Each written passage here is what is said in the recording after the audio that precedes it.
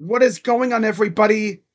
Crazy Dog back with another Cleveland Browns video, and we are rapidly closing in on the start of Browns training camp for the 2025 season. In fact, we're less than a week away from the veterans reporting to Berea. And I believe the first open training camp session for fans will be next Friday. Now, for anyone wondering, am I going to be there? Unfortunately, the answer is no. And hey, I tried. I really tried to land tickets to go to training camp. But unfortunately, the supply dried up before I had my chance. So this will determine if I'm a curse or not. Because I've been keeping track over the last couple of years, right? 2020 didn't go to training camp, obviously. Nobody did. Browns made the playoffs. I believe I went in 2021, 2022. I tried to go, think 2023, couldn't. Car broke down. And then went last year. We all remember what happened last year. Yeah. So I didn't make it in 2020, and I believe 2023.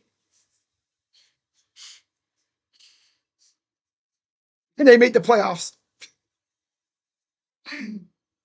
I went back last year. So this will determine if I'm a curse or not. Since I'm not going, watch this team make the freaking playoffs. I swear to God. If this legit happens, they make the playoffs, I might never go to a training camp ever again. I'm gonna impose a self-ban of myself from training camp.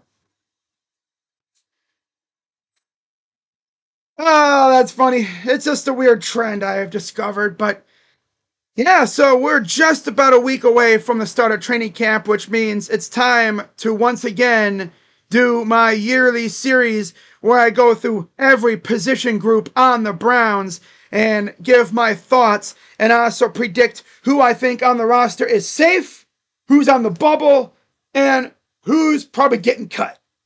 Or as I like to say, they better ball out.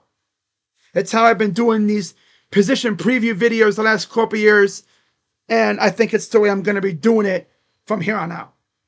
So with that being said, let's get into the first position preview video of the year. And of course, as is tradition, we gotta start off with the trenches. And how fitting we start off with the offensive line for the Cleveland Browns. And here's who I view as safe. And surprise, surprise, we got essentially the starting offensive line. DeJuan Jones, Joel Bitonio, who is going into his last year, of course. Ethan Pocic, Wyatt Teller, and of course, Jack Conklin. I'm just going to say this right now. If this unit can stay healthy, which is going to be a big ask because you look at the starting unit, I think every one of those guys has had an injury concern the last couple of years. Jones with his knee, Bitonio with his back, Posic's been banged up before, Teller, I mean, he's been good at staying healthy, but he'll get some burpy-ass injury at some point, I feel like. I mean, he's an offensive lineman. Offensive linemen get hurt all the time. This is why having depth is so damn important. And then, of course, Jack Conklin. We all remember, the knee injuries he's had. I think he's finally healthy, legit, so it'll be fun to see what he can do. Now, in terms of backups, of course, Cornelius Lucas, really solid swing tackle, Zach Zinter, Luke Whippler, and Tevin Jenkins. And to this day, the Tevin Jenkins signing still kind of shocks me. I'm like, wow, he was one of the best available O-linemen on the market. And he came here. I thought at first, okay, who's getting traded or cut? No. Wow. Well, at least if someone gets hurt, you can just plug in Tevin Jenkins. No problem. Now, when we look at who's on the bubble, I mean, it's Javian Cohen, Jackson Barton, and Lorenzo Thompson. Essentially, borderline practice squad guys. Yeah. And then the better ball out category, you have Latham, Hurl, Ivy, Mbiteka, and Tinsley.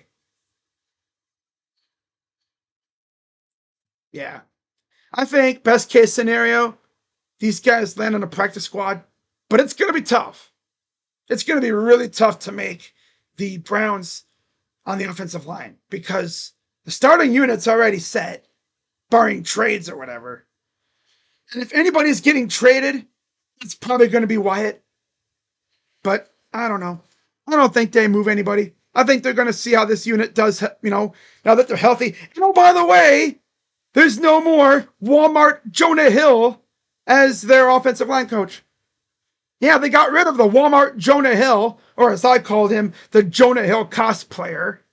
And they brought in an actual serious offensive line coach in Mike Bloomgren, who I believe worked under Coach Bill Callahan at one point. So essentially, he's a disciple. And he's probably going to bring in the same philosophies that Callahan had when he was here. So if we do essentially what Coach Callahan did, I think we'll be fine up front.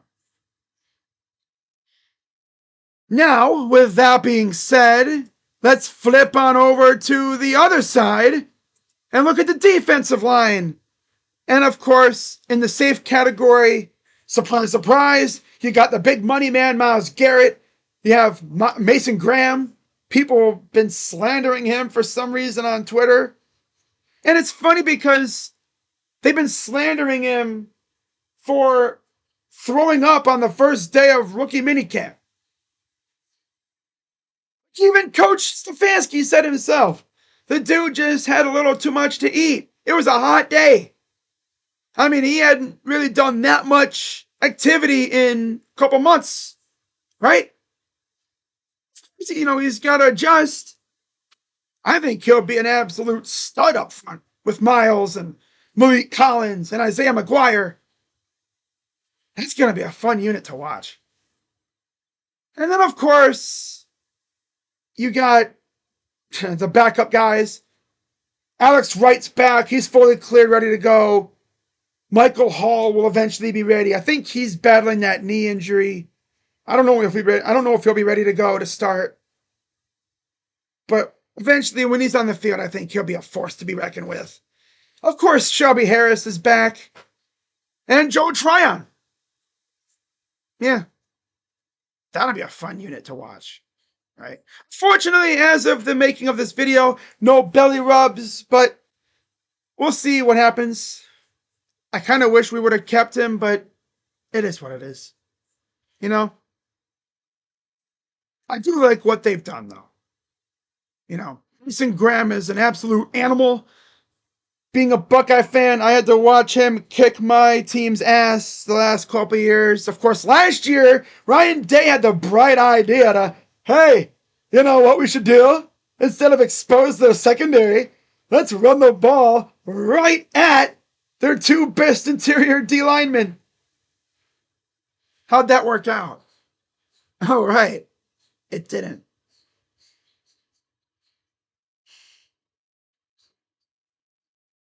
I don't know what the heck that game plan was. Swear, dude. Anyways, looking at the bubble, it's just Okwara, Kamara, and Briggs. I think all three could very well make the team, but it'll be tough. It'll be very tough, especially on the edge. By the way, they did get rid of Double O, Obo Okoronkwo. He was set free. I haven't heard about him signing anywhere, so we'll see what happens as we get closer to training camp. See, I'm more intrigued about Briggs because they liked him coming out of college. Essentially made him a paid undrafted free agent. Like, they drafted him. He was a bona fide undrafted free agent, but they wanted him so bad They used a draft pick on him.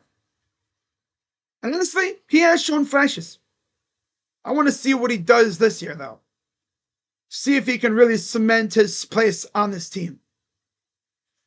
And then the better ball out category, it's Cameron Thomas, Aiden Huntington, Holly, and Ellison Smith.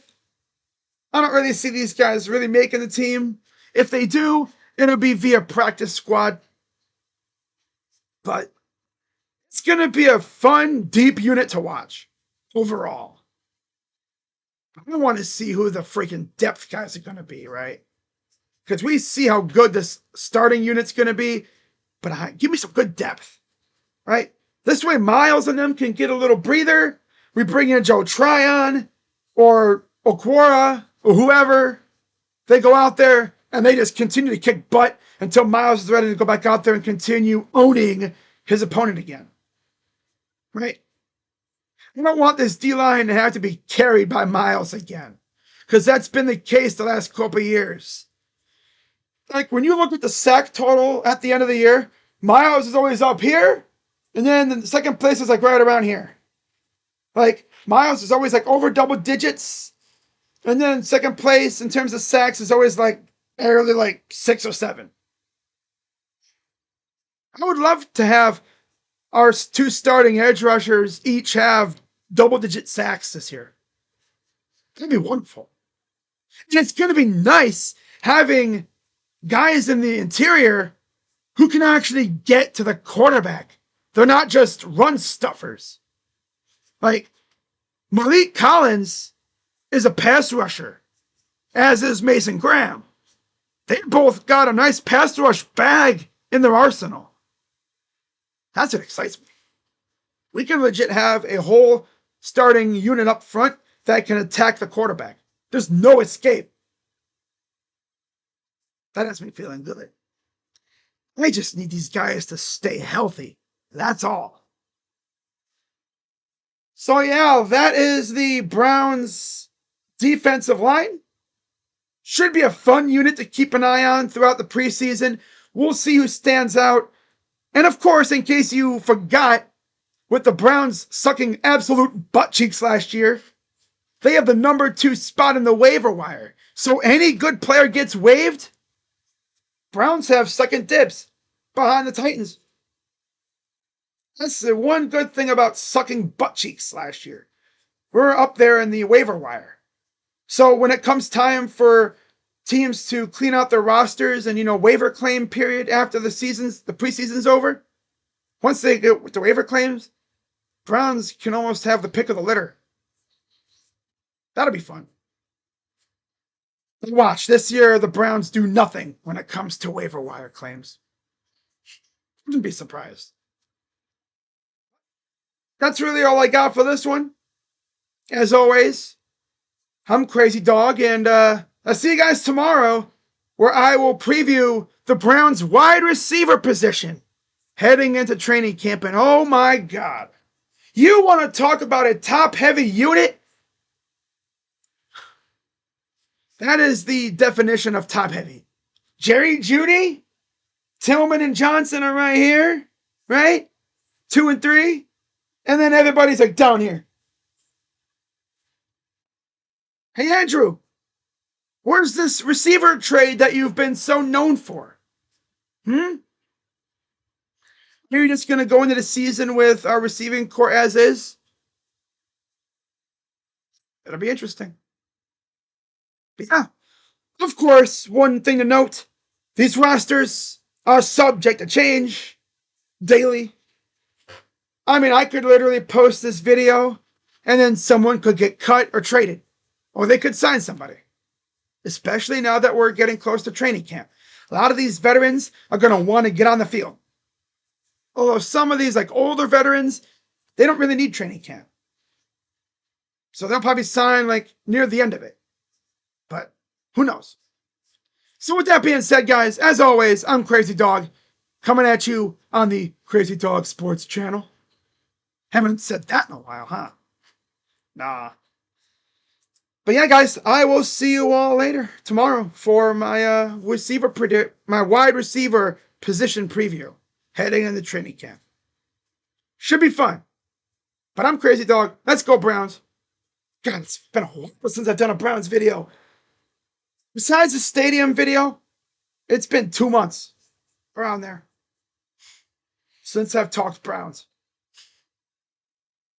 Wow. Okay. Should be a fun season. But I'm Crazy Dog. Let's go, Browns. And I'm out. Bye-bye. Yeah.